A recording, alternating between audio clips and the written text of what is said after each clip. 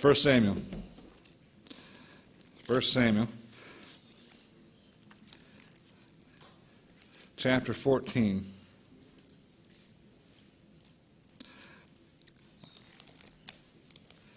I heard a message on this. I think I've actually preached out of this before, but this, as we were saying, this verse popped into my head, and it's chapter 14, verse 6. It says this: "And Jonathan said to the young man that bare his armor, Come, and let us go over unto the garrison of these uncircumcised. It may be that the Lord will work for us, for there is no restraint to the Lord to save by many or by few." You know, we always look at numbers and think, man, I wish this place was filled up, and I certainly wish it was. I wish that everybody that came this morning could stay, and I know that not everybody could. Some people had to work. Ann had to go out to work, and others, just because of their health and their age, they're not able to stay, and others have things that they needed to go to, and so don't think I'm talking bad about anybody that left and didn't stay. But we wish, my heart is, that we would have a church so full that we would have to build on to the building. And that we would have to expand, knock out those back walls there, and just have one big sanctuary. And that's my heart. Now, do I ever think that we'll get there? I don't know. God can do anything, right? But I don't want to ever get caught up in the fact that, man, there's only 20 people here. Man, I wish we had more people here. God could really work with more people. I want you to know God can work with the people that we have here. God doesn't need 100 people in this building to work amongst the people here. And God doesn't need 100 people to see people saved in our area, within our influence. The 1 Samuel chapter 14, I want you to see something that says, "Now it came to pass upon a day that Jonathan, the son of Saul, said unto the young man that was his armor bearer, Come and let us go over to the Philistine garrison that is on the other side. But he told not his father." So Jonathan, the king's son, the prince, in fact, one of only two people in the entire nation of Israel that has a sword, says to his armor bearer, says, "Hey, listen, you come with me. We're going to go somewhere, but shh, don't tell Dad." And there's a reason why he doesn't tell Dad. "And Saul tarried in the uttermost part of Gibeah under a pomegranate tree, which is in Migron, and the people that were with him were about 600 men." So you have Jonathan and his armor bearer going off to battle. They're going off to fight a war, and you have Saul and the 600 men that are with him sitting underneath the pomegranate tree. Now, if you do your study on the life of Saul, Saul was chosen by God, and he was humble at the very beginning, but Saul was never really a great leader. And what we see here is he's kind of sitting back, and he's trying to get the glory of his son in battles, and he's not willing to really venture out and do anything. But I want you to see what Jonathan does. It says in verse 3, "And Ahiah, the son of Ahiab, Ichabod's brother, the son of Phinehas, the son of Eli, the Lord's priest in Shiloh, wearing an ephod, and the people knew not that Jonathan was gone." So all these people were there. Nobody knows that Jonathan's gone. In verse 4, "And between the passages by which Jonathan sought to go over into the Philistines' garrison, there was a sharp rock on one side and a sharp rock on the other side. And the name of the one was Bozez, and the name of the other Seneh. The forefront of one was situated north, and the other against Michmash, and the other southward over against Gibeah. And Jonathan said to his young man," we already read this, he says to this young man carrying his armor, carrying a shield, he says, "Listen, it doesn't matter. The Lord doesn't need a lot of people." I'm paraphrasing, obviously. The Lord doesn't need an army. He doesn't need Saul and his 600 men. He's not restrained in what he can do with a few or with many.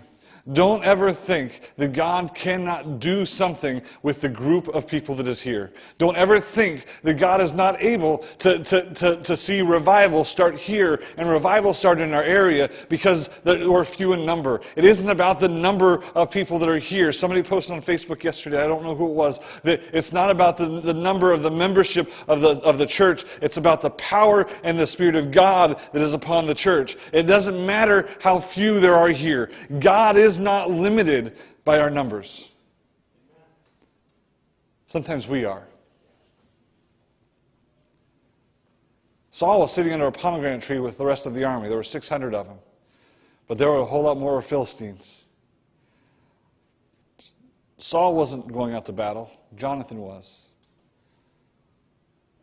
Do you ever wonder why? Could it be that Saul didn't think that they'd win?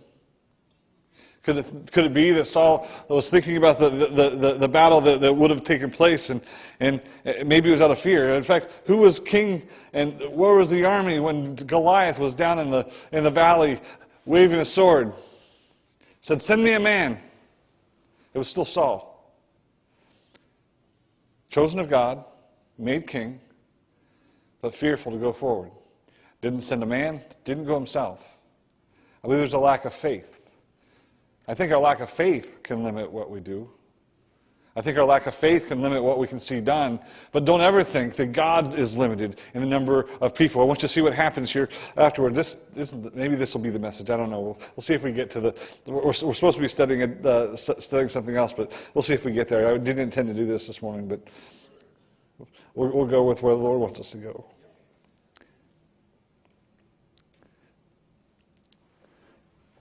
It says in verse 6, "And Jonathan said to the young man that bare his armor, Come and let us go over unto the garrison of these uncircumcised. It may be that the Lord will work for us. For there is no restraint to the Lord to save by many or by few." Notice we said, it may be. Let's go over and see.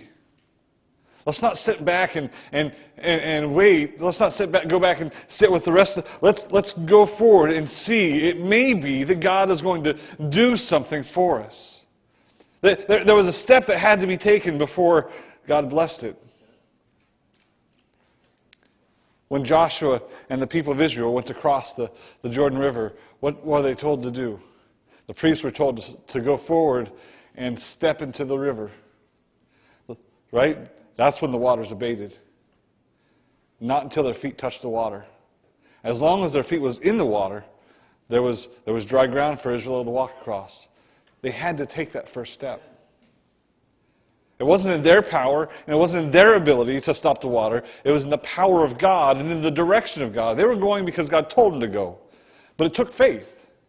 They were going where their parents wouldn't go. Their parents had said, no, there are walled cities and big giants over there. We're not going to do this. But their children got to enjoy the victory in the land. Why? Because in faith, they went forward. Here we see Jonathan and his armor bearer, and it's not even named, by the way. It says, verse 7, "And his armor bearer said unto him, Do all that is in thine heart. Turn thee. Behold, I am with thee according to thy heart." He says, if God has put it in your heart, Jonathan, let's go. He didn't even have a weapon. How do I know this? The previous chapters, all the weapons were taken other than two. Saul had one and Jonathan had one. There were two swords, and everybody else armed themselves with weapons of... They fashioned weapons out of farm utensils, and two swords. Saul and Jonathan. The armor bearer didn't even have a sword, just carried the armor of Jonathan. And he says, I'm right behind you. You go wherever God's told you to go. If it's in your heart to go, do it. I want you to see what happens next. Then said Jonathan, Behold, we will pass over unto these men, and we will discover ourselves to them. Doesn't sound like the smartest of ideas. There's a garrison, an army of Philistines there. He says, we're going to go and let them see us. He says, but if they say thus, come up unto us, then we will go up. But if they say, Come up unto us, then we will go up, for the Lord hath delivered them into our hands, and this shall be a sign unto us. And both of them discovered themselves into the garrison of the Philistines. And the Philistines said, Behold, the Hebrews come forth out of the holes where they had hid themselves. Look back at what Saul or Jonathan told his armor bearer again. If they tell us to come up to where they're at, into the garrison, we'll go up. That's a sign. Just you got these men entrenched. They've got their weapons. They're ready for battle up there, right? And they said, if they have us come up there on their ground, we'll go up. Does that sound like it makes sense? If you were going to fight a battle, wouldn't you rather fight it on your own turf? Wouldn't you rather know where everybody is and where the escape routes are? And you don't want to go into somebody else's turf unless you're an overwhelming force. You have two men who are saying, if they call us up there into their turf in the midst of all those soldiers, we'll go up because that's a sign. For me, of course they're going to say, come on up here. Right? They're going to say, yeah, come on up. But they took that as a sign. They trusted in God that God would reveal to them whether to go up or not. Sometimes we need to pray, and I'm not saying to lay out a fleece. I'm not saying that we need to ask for signs from God. But sometimes when it seems like the stupidest idea, the one that makes the least amount of sense, sometimes that's where God would have us to go. Sometimes logic will get us out of a whole lot of things that God would have us to do. It doesn't make sense for us to do this. We don't have the money to do this. We don't have the people to do this. We can talk ourselves out of doing a whole lot of things. I don't have the time to do this. I don't have the resources to do this. God doesn't ask for our resources. He asks for us. Are we willing to give up of ourselves and just go where God would have us to go and do what God would have us to do? If we do, I believe we'll see happen in our lives and in our church what happened to Jonathan and his armor bearer.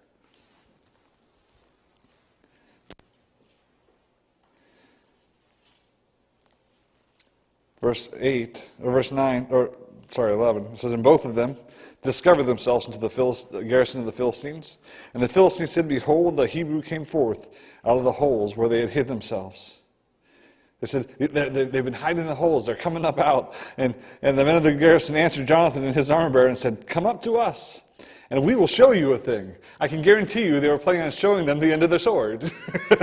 The spear, whatever weapon of war they had in their hands. Come on up to us. And Jonathan said to his armor bearer, come up after me, for the Lord hath delivered them in the hand of Israel. They said to come up. That was the sign. That's what we were looking for. Let's go up. The Philistines thought, we've got these guys. There's two of them. They've been hiding in their holes. They've come out. Maybe they're looking for mercy. We'll show them a thing. Right? We'll show them something. And I can guarantee you their desire was to kill Jonathan and the armor bearer. But did you see the faith that Jonathan and the armor bearer go? They don't go timidly. They don't go, what you guys got going on up here? Jonathan has a sword, and they go up and they begin to fight. And I love the description of the battle. Because only one of them has a sword. Read what happens next. And Jonathan climbed up on his hands and upon his feet,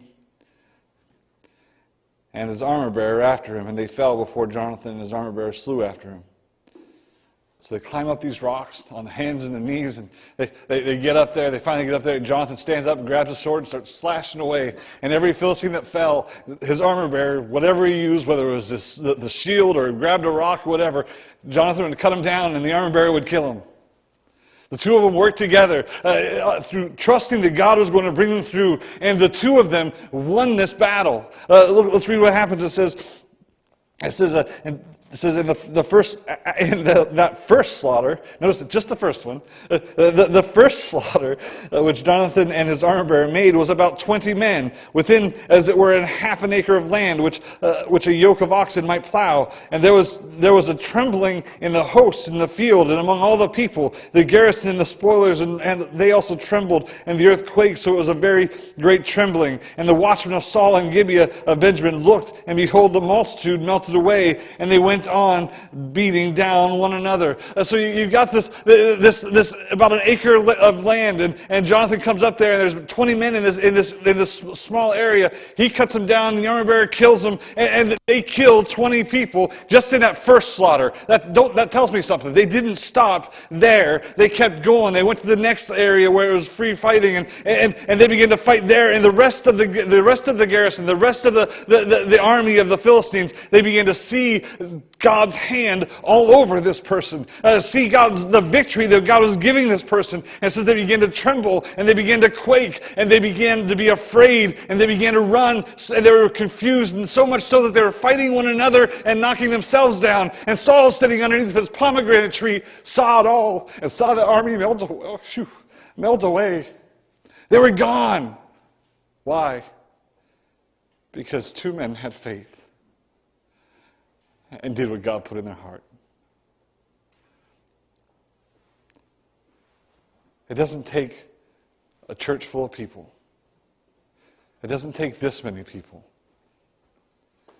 It takes one person to have God put something in your heart and somebody to come alongside and say, whatever God's put in your heart, let's do it.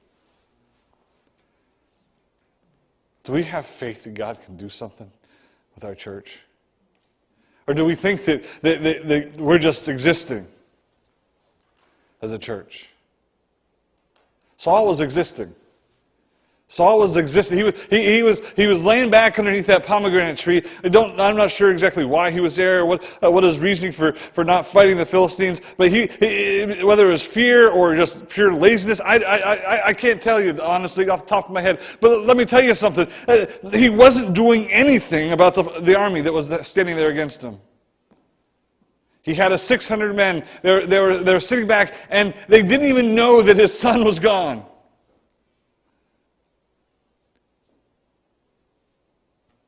But two people, actually really one person, and somebody who said, whatever God's put in your heart, let's go. So sometimes we need somebody to come alongside of us and say, hey, whatever God has put in your heart, let's go. Sometimes we need that encouragement. But we also need the faith that in the Lord that whatever God's put in our heart, God can do. It isn't about us. It isn't about our fighting prowess. It isn't about the weapons in our hands or the tools in our belts or the ability. It has nothing to do with us and all to do with a God who can do it all and can provide it all. Let's not ever get to the point where we think, oh, man, if we only had this, or if we only had this many people, or if I could only do this, or if I could only do that.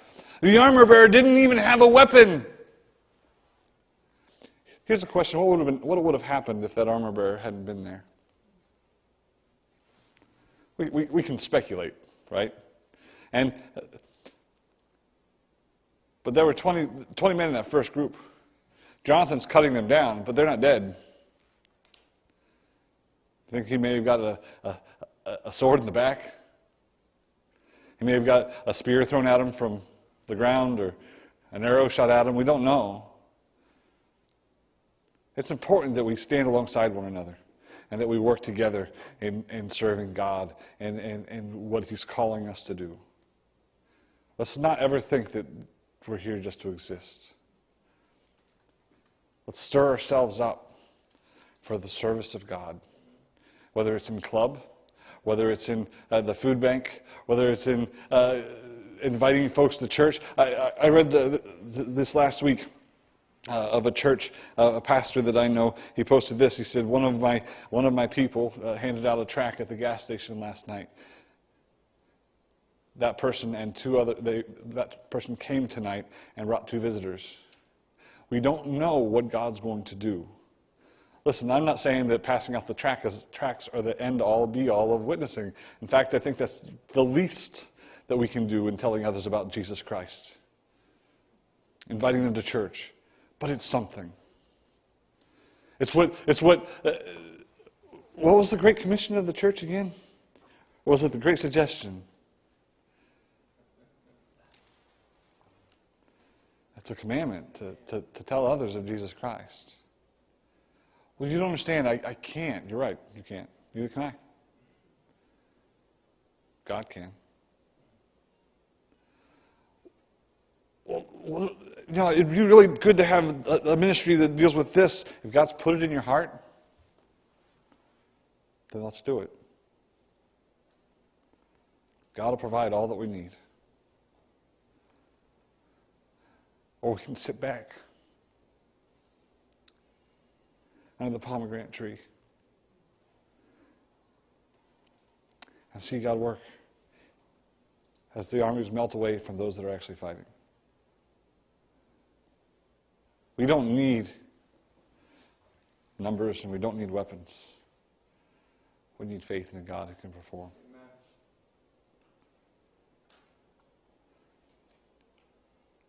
I'll be the first to admit it can be discouraging when people leave the church. It can be discouraging when we look and numbers are down because weather or illness or whatever. It can be discouraging. But we can't keep our eyes on the people around us because people fail. People have weaknesses. We can keep our eyes on a God who can help us through. We can keep our eyes on a God who can provide and a God who can do more than we could ever imagine. 2 men chased away an entire army because they trusted in God. What could God do if we sold out for Him? I don't mean just come to services. Right? We want to come. That's not even the least that we can do.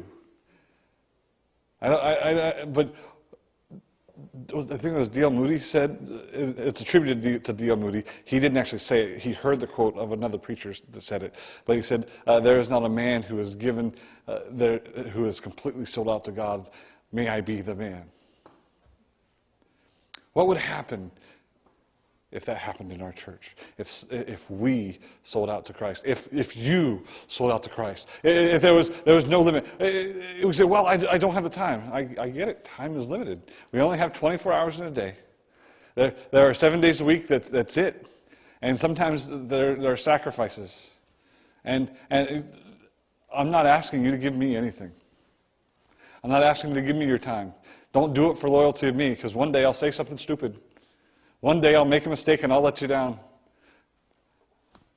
I'm not perfect. But we are to give all to Christ. And He won't ever let us down. And He'll never leave us or forsake us. If a church is built around a man, the church will fail. Because when the man's gone, there's no reason to be there. Where was the army with Saul? They were with Saul. They were sitting there right under the pomegranate tree. I don't want to be the guy sitting under the pomegranate tree. I'd rather be the Jonathan. I'd rather be the David, the Elijah, the Elisha. You can go all throughout Scripture, and God used many different people. Fallible people, but people, to serve God and to do great things. Listen, I'm not saying that we have to, I am not saying that we're going to win the entire state of Maine to Christ. I'm saying that should be our desire and our goal. I'm not saying that we should desire to have a big church. I'm saying we should desire to reach as many people for Christ, disciple them up, and see what God does. If God will build the church. But we need to be faithful. Let us never look at what other churches are doing and saying, well, we would do that if. Because it isn't about the church, and it isn't about the people. It's about God who calls us, who enables us, and who strengthens us. The question is, do you believe that God can do it with you? And that's really it. I believe that's a big part of the problem. We know ourselves, right? God couldn't use me. God couldn't do that with me. He could if you let Him. It's not that you could get stronger. It's not that you would get smarter. Or it has nothing to do with what we can do. It's what God can do in us. Because God changes us. I look at myself. I look at my wife. I can look around to so many people in here and say, wow, look what God has done in that person's life and in that person's life. Look how far they've come over here. Look what they're doing over here. And honestly, as much as I love you all, it isn't you. It's God. How much farther can we go if we'll let Him take us there? How much more can we accomplish if we'll trust Him and follow His leadership? How many people could we see saved? Again, it isn't us. But they don't get saved unless they hear the gospel. They don't hear the gospel if nobody tells them. Last 3 weeks ago, we were in Rhode Island. They were having gospel meetings. They're starting 2 churches at the same time. A church not much bigger than ours. In fact, their auditorium is actually smaller than ours. The number of people is about the same. They're starting 2 churches out of their church, and I'm not comparing. Don't misunderstand me. I'm not comparing what they're doing with what we're doing. I want you to see what God is doing there. They're starting 2 churches in the period of 2 months. They've seen over 90 people saved in the 2 cities that they're working with. But they're not going after the wealthy, the business. They're going after everybody, but they're not targeting the people that they want to see in church. They're targeting the people that Christ reached out to. They're going to the inner cities. They're dealing with the homeless and the poor. But they've seen 90 people saved. 75 of them have been baptized, and God is blessing those 2 works. Why? Because God put it in the heart of a Jonathan. And they went forward and did exactly what God was calling them to do. Even though they were afraid. Their church is smaller now than it has ever been. In the process of getting to this point, they began to work and pray about how they could be most spiritually fit. We talked a little bit about this yesterday at the men's breakfast, that our mind and our body and our spirit all affect one another. And so financially, they want to be financially right with the Lord, meaning that they're out of debt. Right? That they're not in debt, that they're not spending more than they make, and they're able to give to others, and not just financially, but of their time and of themselves and all of it, so that nothing would affect this in any way, shape, or form that would hinder God's work. And through that, they've seen people leave their church because people don't like to be told not to use credit cards or told that it's wrong, even though the biblical principle is there. About going into debt. People have left the church over other reasons. And I talked to the pastor that it hurt, and they were a little fearful, but through it all, their church is stronger. The church has grown in spirituality, even though it's less in numbers. But we already mentioned, God doesn't need our numbers. The largest church in the world can do nothing without the power of God. The smallest church of the world can accomplish absolutely anything God puts them to. And honestly, we're not even a small church. The average Baptist church in the country is 50 people. We run that every Sunday, if not more. We're an average-sized Baptist church. What can God do with us if we would be sold out for Him? If we would, by faith, trust Him and be willing to go over those hard things. You think they maybe scrape their knees and their knuckles climbing up that rock face? We might scrape our knees and our knuckles a little bit.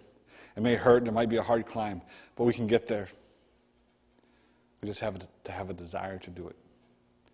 What would God do? We didn't have time to get into the message. What would God do? What is God calling you to do?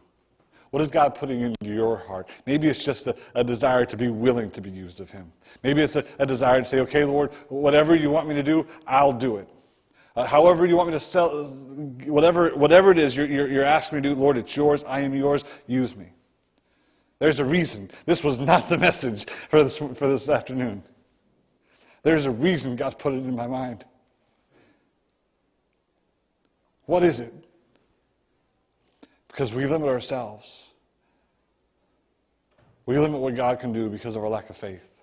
We limit what God can do because of our lack of willingness. Not that God can't perform anything, but God will use somebody else. Esther was told, for such a time as this. But she had to be willing to put herself in the line. God would have still saved His people. But that day He used Esther because she was willing.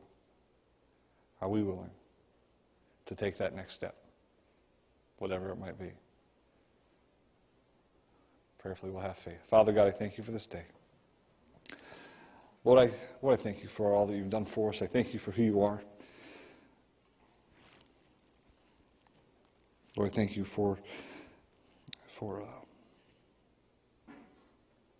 just the work that You do in our lives. God, I pray that Your Spirit would work. I pray You'd help us, Lord, to be the Jonathans and the armor bearers that You've called us to be. Help us to not be resting on our heels and watching others serve. But Lord, help us to serve. Help us to give of ourselves. Help us to by faith, trust you, Lord. And help us to go forward, seeing you do a work that only you can do. Lord, I'm thankful. I'm thankful for all that you're going to do. Lord, I thank you for what you're doing now. We ask this in Jesus' precious name. Amen. How about we just